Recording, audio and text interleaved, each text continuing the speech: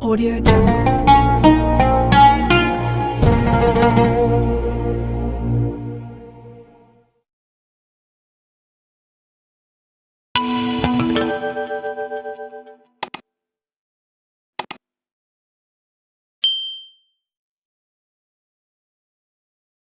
Assalamualaikum ya akhi ya ukhti.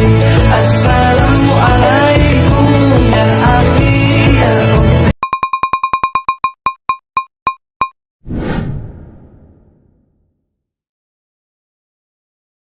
Sedekah yuk sedekah, biar hartamu berkah. Allah Maha Pemurah, pasti akan ditambah.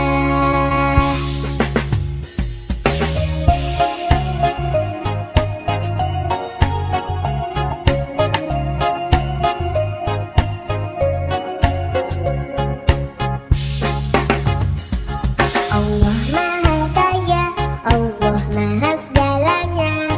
Jangan kau takut miskin harta. Indahnya saling berbagi, indahnya saling memberi. Allah jamin pasti kembali. Hartalah titipan, jangan salah digunakan. Awas jangan sampai tergoda oleh setan. Sedekah yuk sedekah, biar hartamu berkah. Allah Maha Pemurah,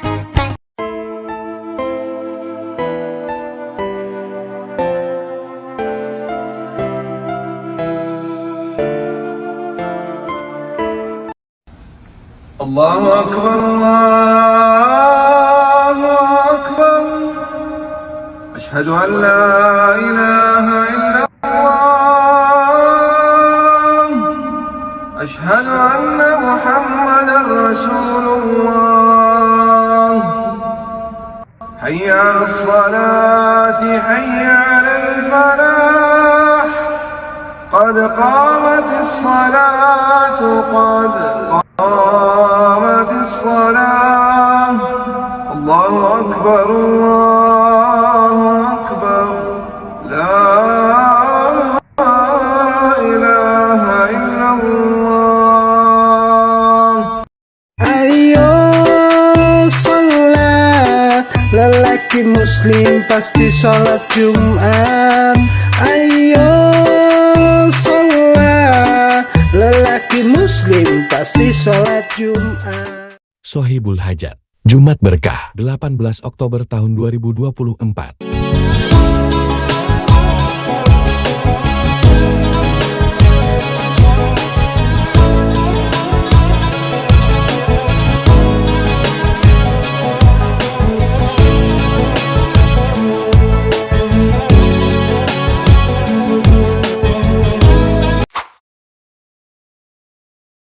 Rindu kami padamu ya Rasul, rindu tiada terberi.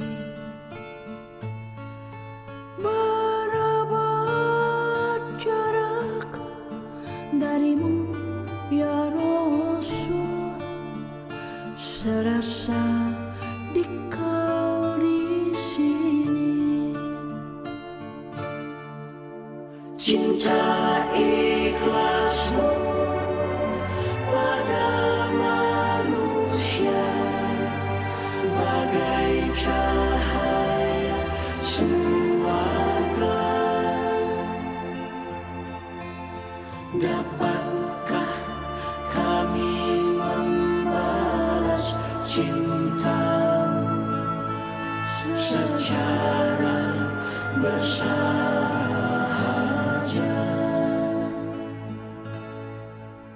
Rindu kami padamu ya Rasul, rindu tiada terberi. Berabad jarak darimu ya Rasul,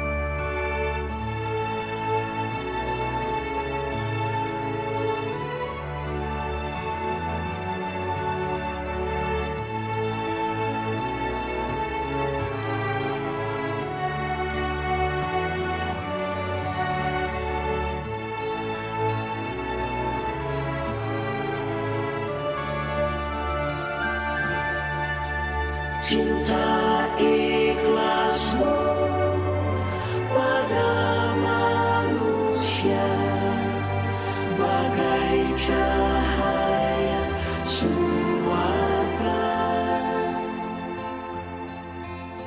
Dapatkah kami membalas cintamu secara bersahaja? Rindu kami padamu ya Rasul, rindu tiada terperi.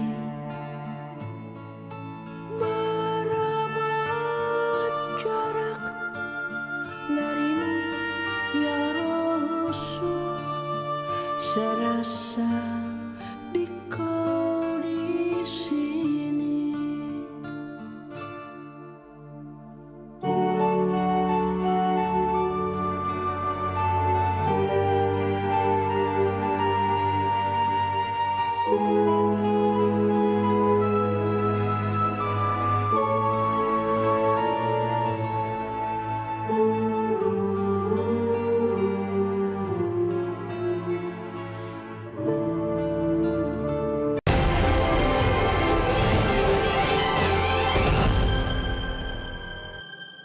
Rindu kami padamu ya Rasul, rindu tiada terperi. Berapa jarak darimu ya Rasul, serasa di kau di sini. Cinta ikhlasmu pada manusia bagai cahaya suarga. Dapat Video pembelajaran. Ini kalau bahasa saya spiritual blocker. Jadi ini mari kita muhasabahi diri kita. Jangan-jangan masih punya kualitas-kualitas 10 ini. Ini 10 yang akan memblokir perjalanan kita menuju Allah. Inilah nanti di antara penghalang kita saat kita ilaihi roji'un. Yang pertama apa, teman-teman? Menunda-nunda.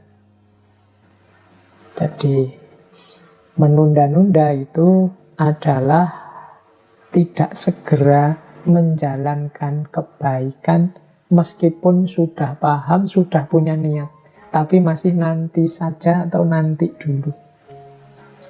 Jadi iya Pak, saya paham sih Pak, saya ngerti sih Pak, saya ikut ngaji sudah lama, sudah ngerti macam-macam. Nanti sajalah Pak dijalani. Saya pengen nanti Pak, kalau saya sudah tua itu nanti melakukan suluk, masuk torekot, jadi sufi, pokoknya nunggu nanti, semuanya nanti. Akan jadi spiritual blocker. Jangan lupa, dunia itu perayu yang luar biasa. Jadi semakin kita menunda-nunda kebaikan, ya kemungkinan kita akan semakin jauh dari kebaikan itu. Maka teman-teman mohon lawanlah kalau ada dorongan dari dalam dirimu untuk menunda-nunda. Makanya kalau dalam filsafat akhlak itu ada tuntunan bahwa di antara sifat yang terpuji adalah syaja'ah. Syaja'ah itu berani. Berani itu maksudnya apa? Yo, ayo langsung jalan dengan pemberani. Orang yang bisa mengeksekusi apa yang dia pahami, kebaikan yang dia mengerti langsung dijalankan. Butuh para pemberani. Maka jangan ditunda-tunda. Kita tidak tahu usia kita sampai kapan. Apalagi ini era pandemi. Ayo segera dijalankan. Insya Allah kesempatan kita banyak kalau pandemi ini, kebaikan apa yang mau kita lakukan, terbuka lebar kesempatan. Yang kedua, overestimate Overestimate itu terlalu pede, terlalu banyak rojak, kurang khauf. Jadi merasa diri pinter, mampu, benar, sehingga sembrono, tidak hati-hati, menyepelekan. Nah, ini overestimate. Kalau saya yang baca, kalau saya yang berdoa, mesti langsung diterima oleh Allah. Saya itu dekat kok, itu overestimate. Allah itu pasti mendengar kalau saya minta. Allah itu overestimate. Ada nada kesombongan di situ, sekaligus kesembronoan. Nggak perlu terlalu dalam. Allah itu ngerti. Itu yang menyepelekan. Bahwa Allah itu maha pemaaf, iya. Tapi kalau kita dalam bahasa Jawanya jarak. Jarak itu ya sembrono. Nggak hati-hati melanggar. Nah, itu namanya overestimate. Dia akan juga jadi spiritual blocker. Jadi kita akan tersandung nanti di jalan ilaihi roji'un. Yang nyandung siapa? Diri kita sendiri. Terlalu optimis, overestimate.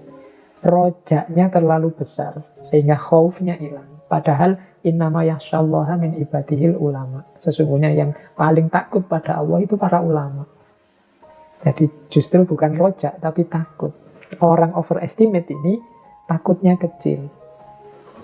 Nah, oke, ada kebalikannya. Underestimate. Underestimate ini kebalikannya overestimate. Khaufnya terlalu besar. Jadi menganggap, wah, tidak mungkin aku begini, tidak bisa aku ini melakukan ini. Apa Allah memaafkan kalau aku tobat dan seterusnya. Itu underestimate. Serba pesimis sampai ke titik ekstrim putus asa. Padahal putus asa itu nanti statusnya bisa kufur. Nah, jadi khaufnya terlalu banyak, dosisnya terlalu besar. Ini juga jadi spiritual blocker. Jadi putus asa. Orang putus asa kan terus tidak melakukan apa-apa. Wong dia sudah nyerah, putus asa. Jadi overestimate dan underestimate dua-duanya bisa jadi spiritual blocker. Yang keempat, ragu-ragu. Kokean mikir, mudah bingung. Jadi ini mungkin kadang-kadang jadi cirinya ilmuwan. Menurut ini begini, menurut itu begitu. Saya kok jadi ragu-ragu ini, yang benar yang mana, bisa ini, bisa itu. Terlalu banyak pertimbangan, akhirnya cuma bingung tolah-toleh, tidak ngapa-ngapain. Serba ragu-ragu. Jangan-jangan ustadz ini bohong. Jangan-jangan yang itu juga khawatir dimanipulasi, khawatir kita. Sudah, banyak ragu-ragu, akhirnya tidak jalan. Terlalu banyak pertimbangan. Jadi, kan keraguan itu kan membuat kita tidak bergerak. Hati-hati, ragu-ragu ya. Misalnya yang mau nikah itu kan ragu-ragu ini. Dia bisa setia apa enggak? Dia nanti cocok sama aku apa enggak? Aku itu kayak gini, kira-kira banyak pertimbangan, ragu-ragu biasanya terus tidak jadi nikah, bingung. Jadi keraguan yang berlebihan juga menjadi spiritual blocker. Seandainya jalan, biasanya orang ragu-ragu itu tidak mantep. Kalau dalam teorinya tasawuf tertentu itu kemantapan hati, itu disitulah sumbernya keampuhan. Kalau saya sering ilustrasikan, kalau kita berdoa kepada Allah, yakin dikabulkan 100%, insya Allah 100% Allah akan mengabulkan. Tapi kalau kita ragu-ragu, misalnya 50% saja keyakinan kita doa dikabulkan, ya insya Allah nanti hadirnya pengabulan juga 50%. Wong kita sendiri tidak yakin Allah mengabulkan, ya Allah tidak akan mengabulkan. Ana indal dzonni abdi. Nah, keraguan juga sumbernya spiritual blocker. Yang kelima, kemalasan. Kalau ini saya tidak tahu, teman-teman wis lebih pengalaman ya kalau tentang malas ini kan. Jadi ngerti lah ya bagaimana dahsyatnya power of kemalasan ini. Jadi silahkan dinikmati, dipahami bagaimana kadang-kadang ini menjadi spiritual blocker. Apalagi pandemi ini, pokoknya waktu kita 50% hanya untuk rebahan saja. Oke, jadi ayo kita introspeksi.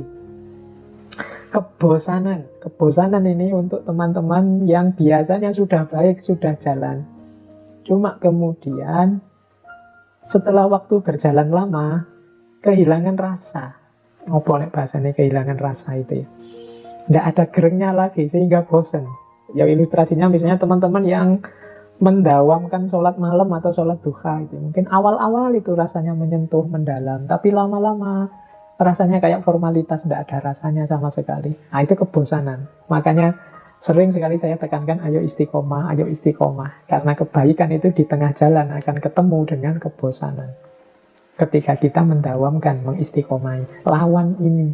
Karena dia juga akan jadi spiritual blocker. Dia akan menghalangi jalan kita menuju Allah. Nah, yang selanjutnya keterikatan.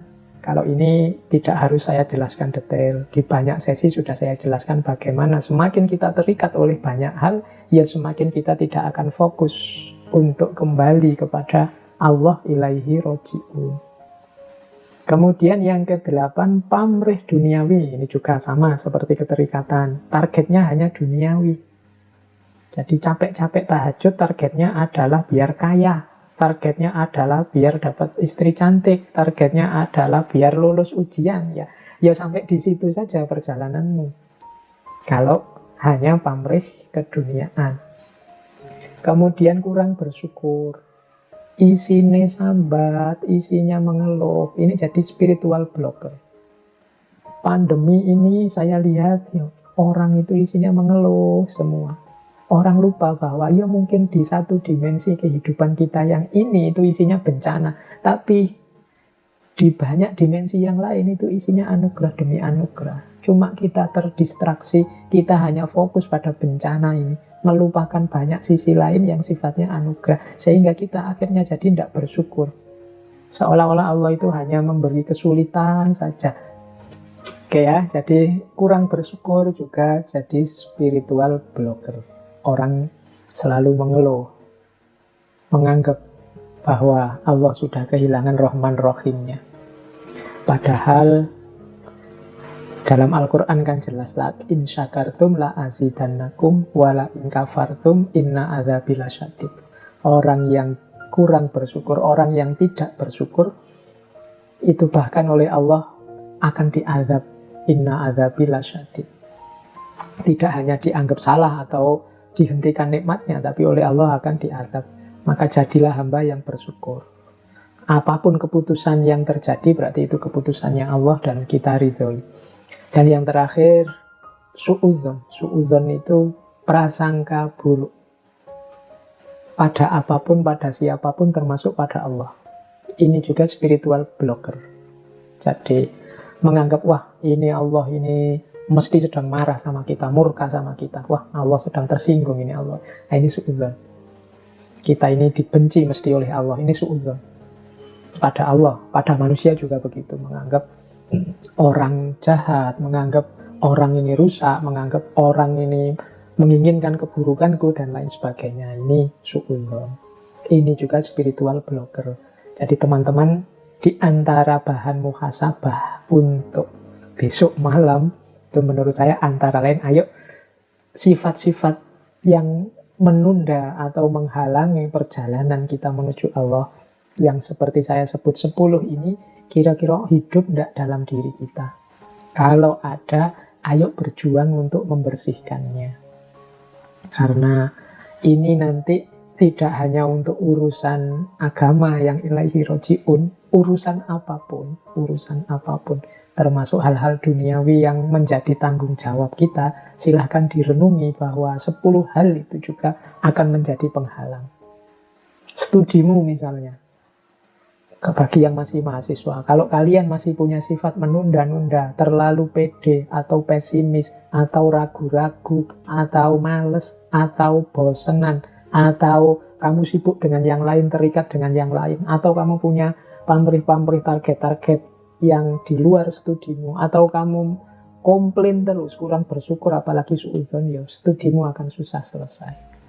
Itulah spiritual blocker menurut saya. Maka silahkan dimuhasabai. Kalau saya bilang tadi, yang saya sampaikan malam hari ini ya cuma wadah-wadahnya, kerangka-kerangkanya. Teman-teman nanti yang mengisi sesuai situasi masing-masing. Video pembelajaran. Orang yang cerdas spiritual itu orang yang hidupnya pertama semangat dan seimbang. Jadi bukan orang yang loyo, males-malesan, rebahan tidak jelas, tapi semangat, penuh semangat.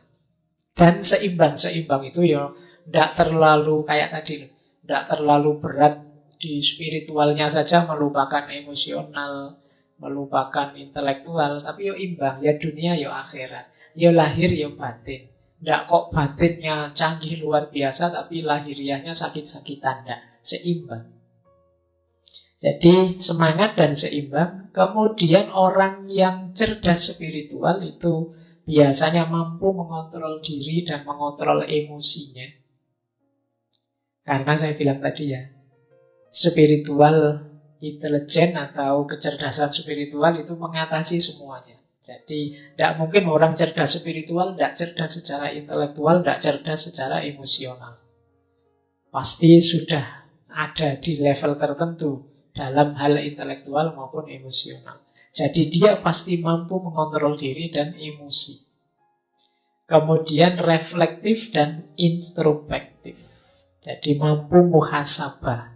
Orang yang hidupnya tidak asal-asalan, tapi hidup yang serba hati-hati, penuh refleksi. Nah, kemudian cerdas spiritual itu orang yang siap naik dan siap turun. Jangan tanda petik ya. Nanti jangan diartikan letterlek. Jadi siap naik itu orang yang sukses, ayo siap mentalnya. Gagal juga tidak masalah, siap juga. Ditakdir seneng, alhamdulillah.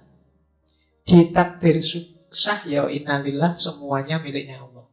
Nah ini orang yang cerdas secara spiritual. Bukan orang yang kalau seneng lupa diri, kalau susah putus asa. Berarti kurang cerdas secara spiritual. Kemudian cerdas spiritual adalah orang yang mau berjuang sekaligus mau berkorban.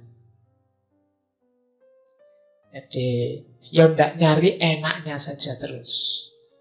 Banyak orang yang ketika berjuang, ayo siap aku berjuang. Begitu ditagih pengorbanannya, nanti dulu kalau itu. Ayo kita sukseskan program kita ini. Tapi ini biayanya besar loh. Oh, kalau itu nanti dulu. Pokoknya kalau ditantang siap, begitu ditagih pengorbanan terus menggerak semua. Nah, orang yang cerdas spiritual yuk, siap berjuang sekaligus siap berkorban. Nah, termasuk yang keenam, cerdas spiritual itu hidup dalam cinta dan pengabdian. Jadi hidup yang tidak egois, hidup yang ingin kesuksesan, tidak dinikmati sendiri tapi juga berbagi dengan yang lain. Penuh cinta dan pelayanan pada sesama. Nah ini ciri-ciri cerdas spiritual. Baik, ringkasnya. Ini kok tiba-tiba ringkasnya. Manusia cerdas spiritual itu profilnya seperti itu yang saya tulis. Dia mengenali dirinya dan dari sekitarnya. Kemudian menjalani hidup dengan tulus dan rendah hati. Dia sadar batas pengetahuannya. Percaya pada kebijaksanaan hidup. Percaya pada kebijaksanaan hidup itu kalau dapat sedih, dia tahu ya memang saatnya sedih, sunatullahnya begitu. Apapun yang terjadi pasti itu versi terbaik seperti yang dirancang oleh Tuhan. Kemudian tidak tertarik menjadi apa yang orang lain inginkan. Jadi kalau dia ingin sesuatu ya dia sampaikan. Tidak mudah terpengaruh, tidak mudah terdistraksi. Kemudian bijaksana. Kemudian dermawan, memberi tanpa mengharap balasan. Kemudian orangnya tenang, tidak mudah panik, tidak mudah heboh. Kemudian merangkul siapapun yang hadir dengan rasa bersyukur. Jadi tidak milih-milih orang, tidak memilah-milah orang, melabel-labeli orang. Membersihkan diri dari keterikatan dunia. Dan yang terakhir, menspiritualkan pengalaman.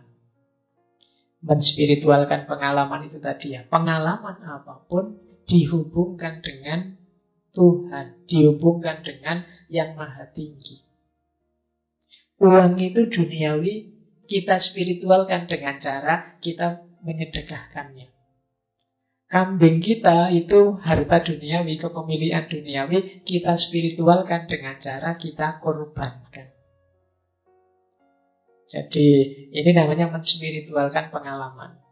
Makan kita itu sebenarnya urusan perut saja, kesehatan duniawi biasa. Kita spiritualkan dengan cara kita niat makan biar kuat jasmani rohani untuk ibadah menjalankan amanat hidup dari Allah. Ini namanya menspiritualkan pengalaman. Jadi pengalaman apapun kita sambungkan dengan yang maha tinggi, dengan Allah. Alangkah indah orang bersedekah, dekat dengan Allah, dekat dengan surga.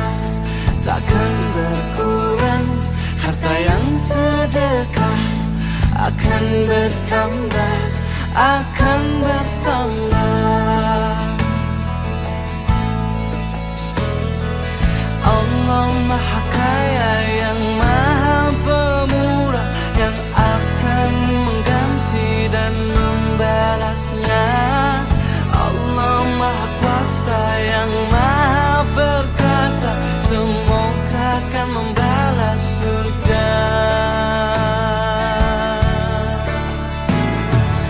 Oh indahnya saling berbagi, saling memberi karena Allah. Oh indahnya saling menjaga, saling mengasihi karena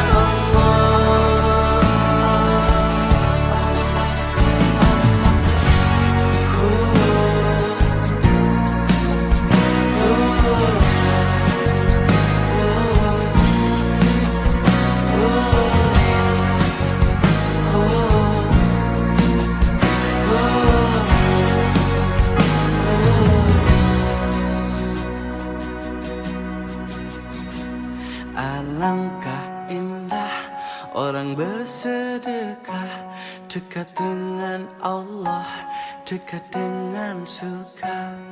Takkan berkurang harta yang sedekah, akan bertambah, akan bertambah.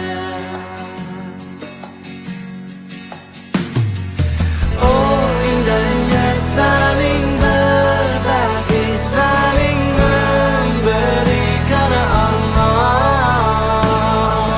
Oh indahnya saling menjaga, saling mengasihi karena Allah.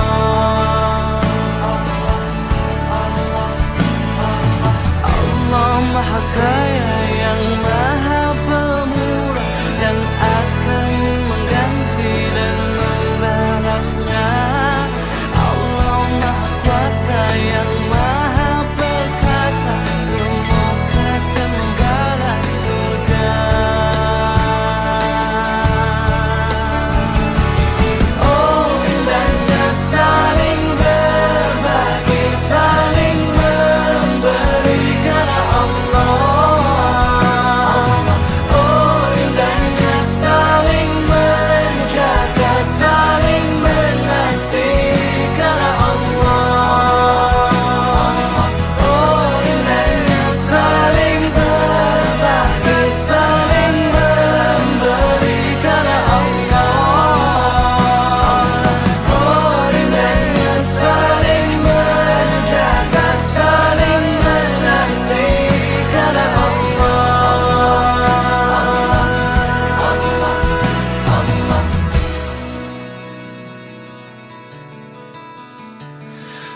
Oh indahnya saling berbagi, saling memberi karena Allah.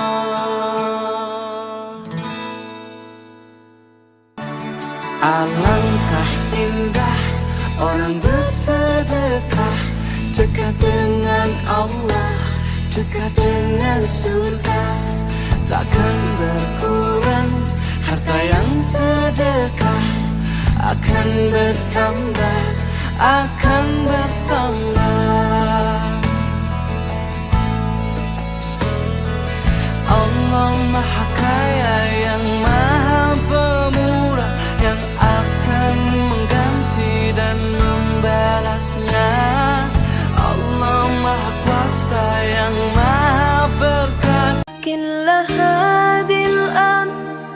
ما تكفي مساحة لو نعيش بلا سماها وانت عايزنا بحب لو تديك الأرض نسكن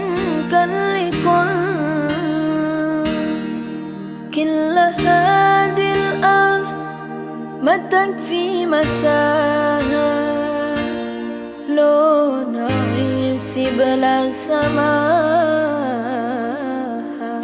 وانت عايزنا بحب لو تديك الأرض نسكن التحيات وأبسلام انشروا أحلى الكلام زينوا دنيا احترام محبة. Kalau sudah menginginkan, sudah minta, jangan lupa. Percayalah bahwa yang engkau inginkan itu akan terjadi. Nah, ini yang kadang-kadang kalau dibaca sepele tapi dijalankan berat. Keyakinan. Saya sering menyatakan kita itu kalau berdoa kadang setengah-setengah. Setengah-setengah dalam arti kita sendiri tidak yakin doa ini akan dikabulkan. Jadi wong kita sendiri tidak yakin bahwa keinginan kita akan terkabul. Ya wes, tidak akan wujud wong kita sendiri tidak yakin. Kalau kita yakinnya 50%, ya wujudnya mungkin ya hanya 50% nanti buahnya. Jadi ini bagian dari the law of attraction adalah keyakinan kita, kemantapan hati kita. Wong urip kuwi mung sawang sinawang. Durung mesti sing katon cerah banjur ora duwe masalah. Durung mesti wong sing katon adem jerone ati tentrem. Durung mesti wong sing katon tenang ora duwe utang. Mung wae dheweke primpen anggone nyimpen. Mung wae dheweke kuat nahan supaya ora sambat. Mung wae dheweke pasrah marang Gusti Allah. Nyeritake kabeh masalah ana ing saknduring sajadah. Wala takfu ma laisa laka bihi ilm. Lah aku arep cerita arep bunyai kuwi ta. Kalih bunyai Latifah aku arep cerita babakan kuwi lho, apa? Jalan sehat iki mang lho. Dadi ibu kuwi mang entuk hadiah umroh barang ditakoni tibakno kuwi. Merawat ibunya seminggu. Lah gelem ngramut ibuke seminggu lho. Karo Gusti Allah diunggahni derajate umroh. Lah mulakno kaya awak-awakmu kan eman-eman. Sanuk-sanuk uripmu sora iki krana misuhi wong tuamu. Ya aku mek ngelekne jenesu. Bersabarlah. Allah tahu kok kamu sudah capek. Allah tahu kamu sudah berjuang dengan sungguh-sungguh. Allah tahu kamu sering melamun dan menangis, dan terkadang suka cerita sendiri. Dan Allah juga tahu kok kalau kamu ada di titik terendahmu saat ini. Tapi tolong bersabarlah, sedikit lagi akan ada hal yang luar biasa indah yang sudah Allah siapkan untukmu. Dan pasti Allah kasih di waktu yang tepat di saat kamu siap. Allah itu gak suka ada syariat tandingan, itu gak suka. Karena bahaya, kalau semua orang istihsan, bahaya. Saya pernah ini cerita nyata. Ada pengurus yayasan yatim piatu yang sehat, saya ulang lagi yang sehat. Sehat yayasannya, sehat apa keuangannya, sehat perilakunya. Datang ke saya minta doa, minta nasihat. Normalnya kan saya puji, tapi saya dingin saja. Saya bilang, yayasan yatim piatu itu bagus, tapi lebih bagus lagi kalau dibiarkan. Karena anak-anak yatim ini kan milik keluarga. Setelah bapaknya mati, biasanya mbahnya ngerawat, Pak D, Pak Leknya ngerawat. Nah, dengan kamu ambil ke yayasan itu, dia tercerabut dari keluarga. Satu, Anda jangan merasa perilaku Anda atau solusi Anda atau amal Anda lebih baik. Bisa saja kalau di keluarga lebih Tak beri contoh, anak yatim di kampung saya ini gendut-gendut karena dulu Pak D, Pak Leknya, mbahnya tidak pati sayang, barokah yatim sayangnya berli. Kalau gak kuat poso, ya gak usah poso. Kalau gak kuat tahajud, ya gak usah tahajud. Kalau gak kuat seneng sodako, wong pancene gak duwe duit, ya gak usah sodako akeh-akeh. Kalau gak pinter maca Quran, ya gak usah tirakat maca Quran. Sampean kalau mau, saya beritahu, tirakat yang paling jos itu ternyata tirakat duwe hati sing apik. Ojo duwe hati sing elek. Buat apa sampean wiritan tapi hatine pancet bosok? Buat apa sampean melok Yasin tahlil pancet ngrasani kanca? Buat apa sampean tahajud tiba hatine pancet elek? Nauzubillah. Itu tirakat ternyata. Hati sing apik itu tirakat. Gak usah ngelokno sopo-sopo. Semakin banyak orang dicela, semakin stres ngelokno. Wis gak usah ngelokno, gak usah elek hatine. Wong hatine elek ya mati. Wong hatine apik ya mati. Kan milih hati sing apik. Wong padha mati nih. Kepengin anake duwe derajat, wong tuane atine sing apik. Ojo seneng benci wong. Ojo seneng ngelek-ngelek wong. Itu tirakat ternyata. Saya sudah memperhatikan mulai lakon haji, lakon umroh, lakon tirakat apa saja wis tak lakoni tirakat nih. Sampai topo kula niki nate topo. Ternyata topo sing paling angel niku tirakat duwe ati sing apik. Niku ternyata orangnya hidup di keramaian tapi hatinya apian.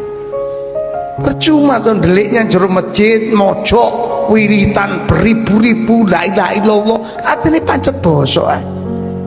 Saya sendiri kenal beberapa guru PAUD, gajinya sebulan 250.000, gak punya ayah, anak yatim, dan dia anak sulung dari 5 bersaudara. Gaji sebulan 250.000, tetap tambah gemuk bu, beneran, gak pernah ngutang, cukup. Ada aja, rezeki itu kan gak melulu dari gaji kan. Ada yang gajinya cukup, dibikin sama Allah dapat rezeki lain, sehat, gak perlu berobat. Sekalinya sakit, cuman perlu obat warung. Coba lihat bu orang-orang yang pada katanya, uangnya banyak, padahal entah dari mana halal atau haramnya. Berobatnya kadang, harus obat yang mahal, harus dokter luar negeri, ya. Obat warung gak mempan, bisa begitu ya.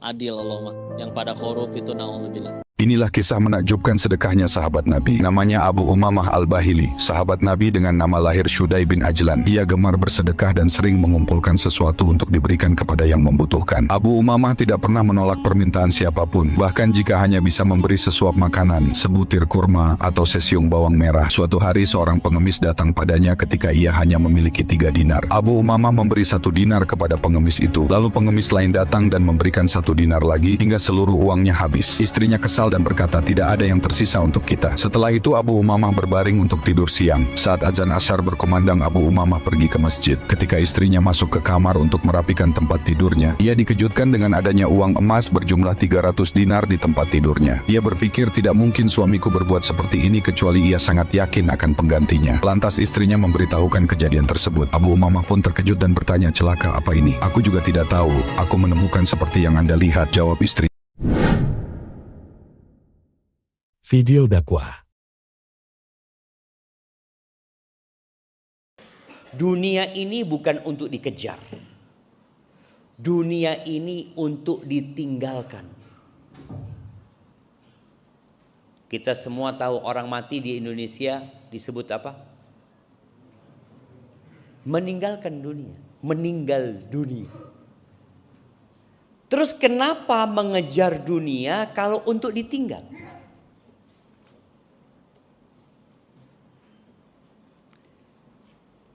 Masalahnya dunia ini indah.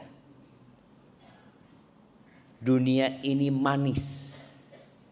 Rasul sallallahu alaihi wasallam mengatakan ad-dunya hulwatun khadirah. Dunia ini manis rasanya. Hijau warnanya. Orang itu senang sama yang hijau-hijau, jemaah.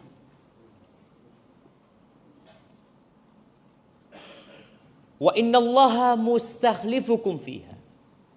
Fayandur kaifa ta'malun.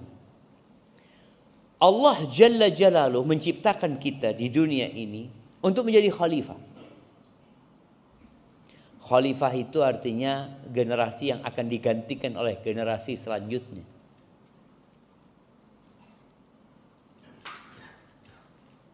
Kita melihat orang-orang yang pergi meninggalkan dunia dan tahu-tahu kita berada di posisi dia. Dan sistem pekerjaan di negeri kita itu mengingatkan kita dengan hakikat manusia. Ada pensiun. Kenapa dia pensiun? Pensiun itu diberhentikan dengan terhormat.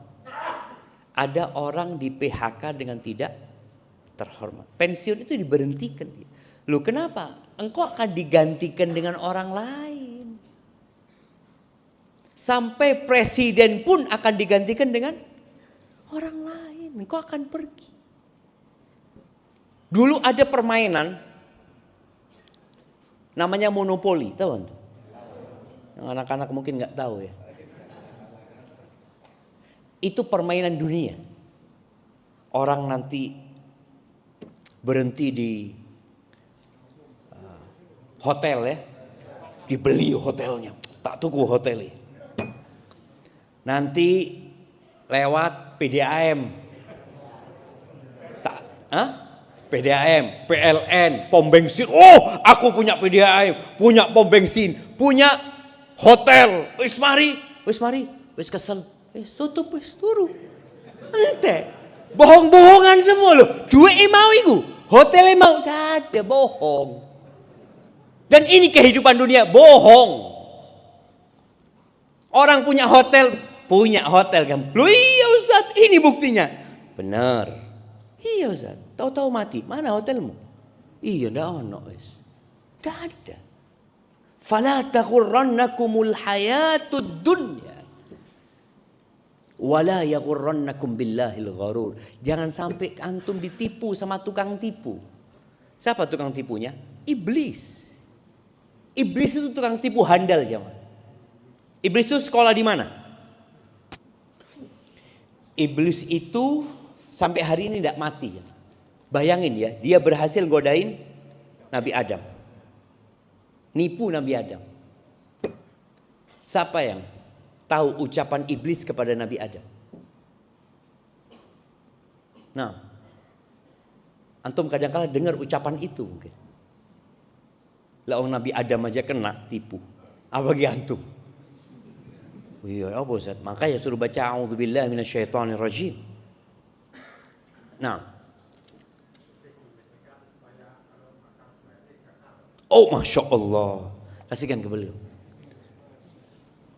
Iya, iblis itu mengatakan, hal adulluka ala syajaratil khuldi wa mulkin la yabla.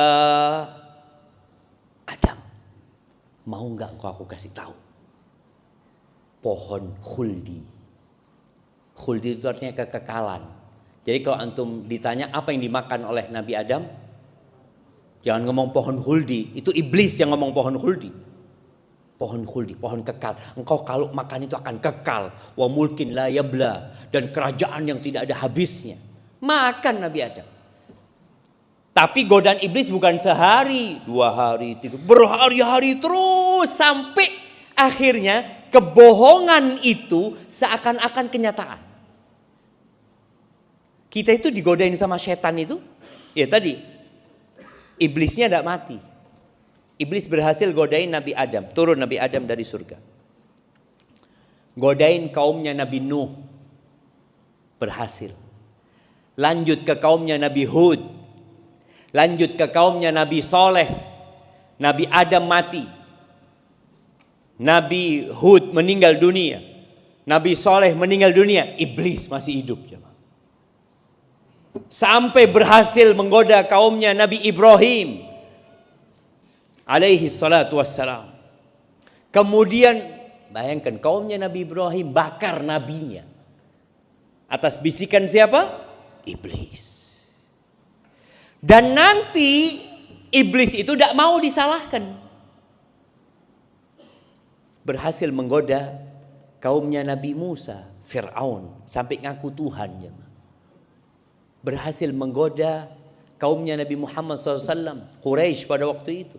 Abu Jahal, Abu Lahab, pamannya Abu Talib. Meninggal semua para nabi. Meninggal Nabi kita Muhammad alaihi salatu wassalam, iblis masih hidup. Bagaimana pengalaman dia menggoda manusia? Jangan ditanya. Profesor itu cuma berapa tahun jemaah? Profesor itu berapa tahun? 60 tahun jadi profesor. Ini iblis ribuan, mungkin puluhan ribu tahun. Sangat ahli sekali. Dan dia nanti ketika di neraka dia ngomong, "Fala talumuni." Ojo disalahno aku. Walumu anfusakum. Kalian jangan nyela aku, celalah diri kalian katanya. Aku itu enggak punya kekuatan apa-apa. Wa ma kana li 'alaikum min sultan. Aku enggak punya kekuasaan bisa menyesatkan kalian. Tidak. Terus apa yang dilakukan iblis? Illa an da'autukum fastajabtum li. Aku cuma bisik-bisik, aku cuma manggil, kamu yang melo. Awamu sing melo cucu aku. Aku cuma ngene-ngene. Awamu melo. Iblis, fala talumuni, ojo disalahno. Betul loh. Iblis itu tidak bisa memaksa antum makan haram, tidak bisa. Iblis itu tidak bisa memaksa antum berzina, tidak iso. Dia tidak dikasih kekuatan sama Allah untuk memaksa, nggak bisa. Dia hanya ngajak, hanya berbisik. Apakah iblis memaksa Nabi Adam untuk makan dari pohon itu? Enggak. Ngomong toh. Maka Allah katakan jangan sampai kalian tertipu dengan kehidupan dunia dan ditipu sama iblis. Dunia sudah menipu, dibisik-bisikin sama syaitan. Lalu kata Allah, "Inna syaitana lakum aduun." Sesungguhnya syaitan itu bagi kalian adalah musuh. Fattakhidhuhu aduwa. Jadikan dia musuh. Innama yad'u hizbahu liyakunu min ashabis sa'ir. Dia itu mengajak kelompoknya untuk menjadi penghuni neraka sa'ir. Jamaah rahimakumullah.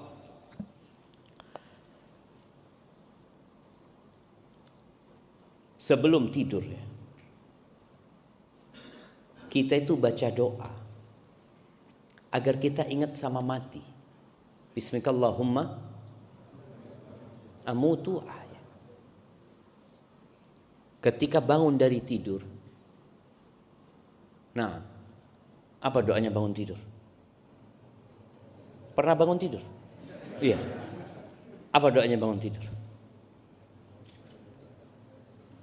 Yang keras. Yang keras. Alhamdulillah alladzi ahyana ba'dama amatana wa ilaihin nusyur. Artinya apa? Tetangganya artinya. Nah. Fadhal. Masyaallah, barakallahu fikum.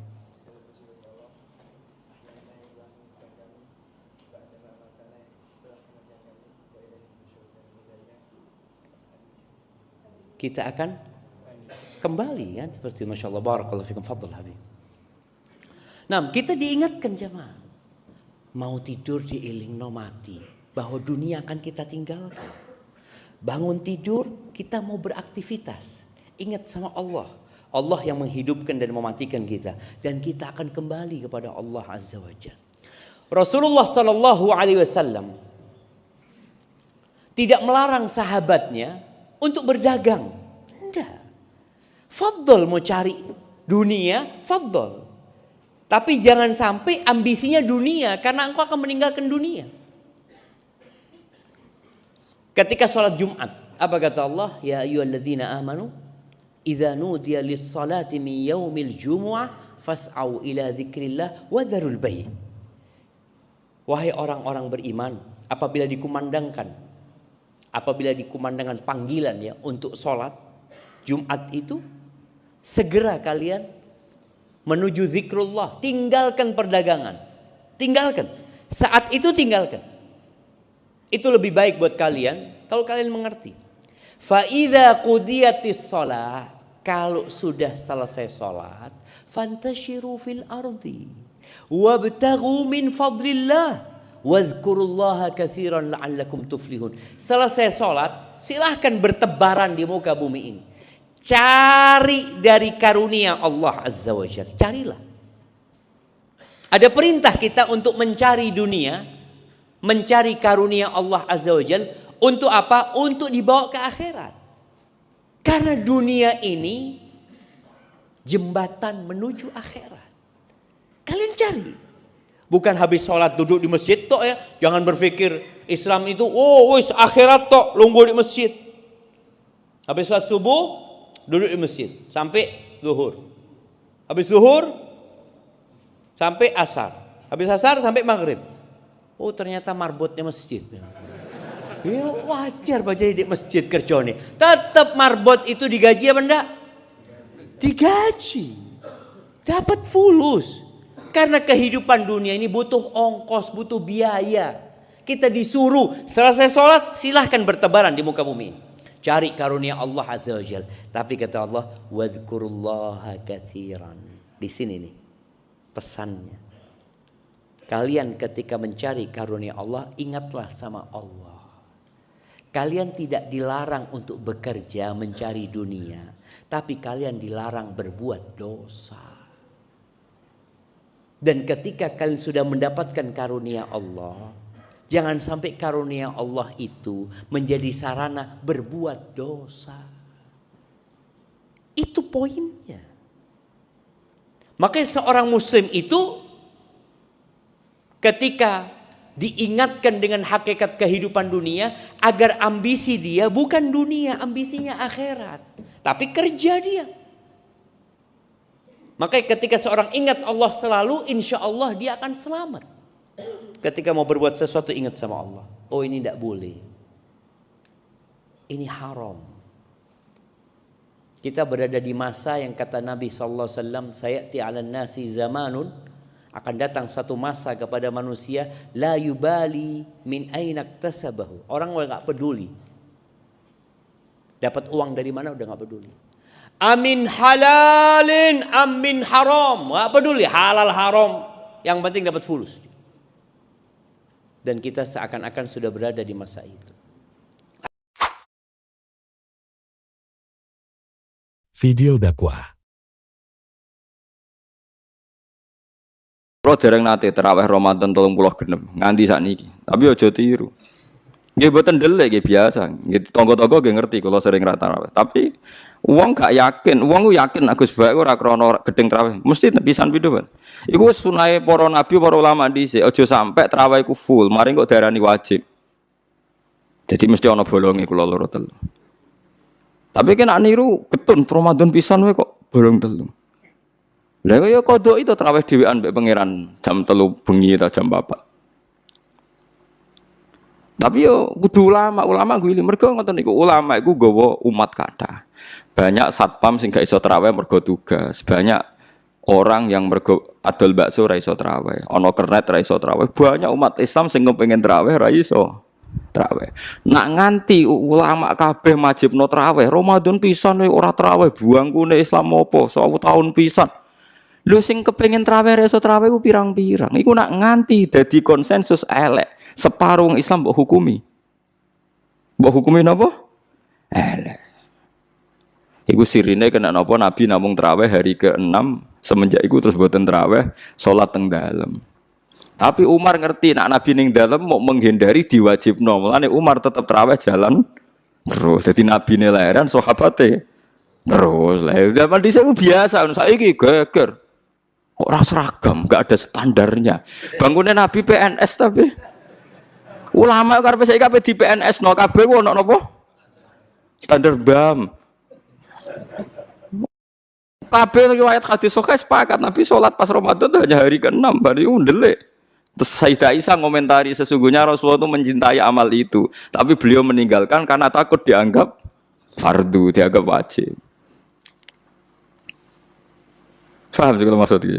Terus ini peringatan ki kula jenengan, aja geman gawe ukuran pribadi. Nggih gawe ukuran apa? Pribadi. Mulane dawuh hikam Wong iku ngukumi iku mergo kliru nafsune. Mulane cara hikam kowe tumuk kitab hikam ngritik wong medhit mboten enten. Sak huruf ora tau wong medhit disalahno ning hikam. Mergo cara ilmu tasawuf medhit iku ora ono. Sing ana iku tomak. Kowe iso ngukumi medhit wong sing ora tomak. Misale kula mbek Ruhin gak tomak blas, terus Ruhin gak ngekeki kula, ora tak hukumi medhit.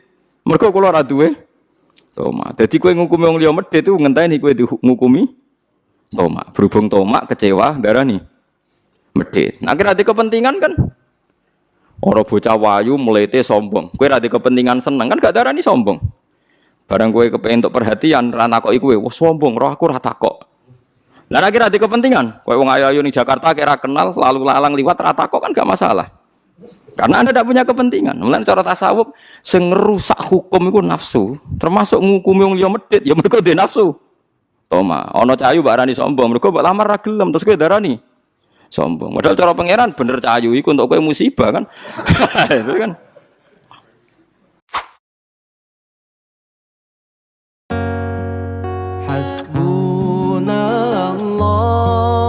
Hasbunallah wa ni'mal wakil. Ni'mal maula ni'mal